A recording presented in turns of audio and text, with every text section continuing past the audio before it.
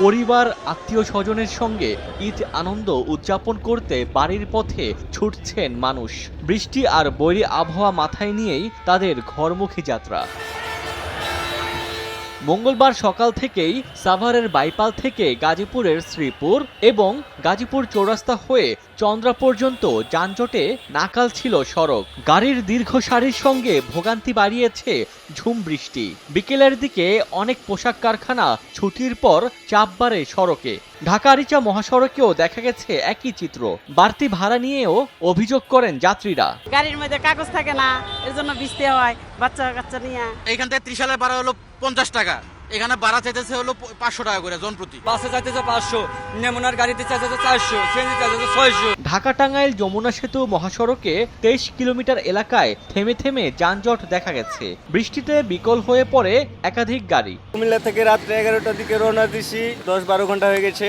আরও মনে করেন যে 6-7 ঘন্টা লাগবে। চাঁপাইনবাবগঞ্জ যাব। এটার কোনো সুফল নাই। আমরা সারা রাস্তায় শুধু জ্যামে ঠেলবো, যাত্রীর ভোগান্তি, আমাদের কষ্ট। 20 মিনিটের রাস্তা প্রায় 2 ঘন্টা লাগছে আমাদের। এদিকে ভারী বৃষ্টির প্রভাব পড়েছে নৌপথেও। বৃষ্টির সঙ্গে দমকা হাওয়ার মধ্যে যাত্রী নিয়ে ছুটেছে নৌযানগুলো। পাটুরিয়া, দৌলতদিয়া ও আরিচা কাজিরহাট নৌরুটের ফেরি ও লঞ্চে ছিল উপচে পড়া ভিড়। এছাড়া চাঁদপুরে লঞ্চ টার্মিনালে যাত্রী চাপ ছিল চোখে পড়ার মতো। অনেক খুশি, ভালো লাগতেছে আর কি। ঈদ করার জন্য গ্রামে আসছি।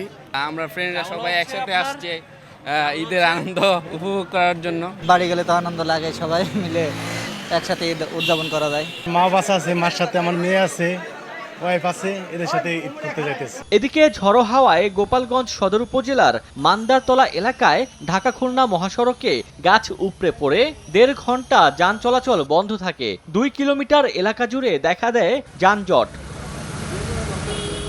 ওমর ফারুক, সময় সংবাদ। আমি কি কিছু ধরেছি নাকি? আপুটা আপনাকে চেক আউট করছে। জাস্ট কুল থাকুন।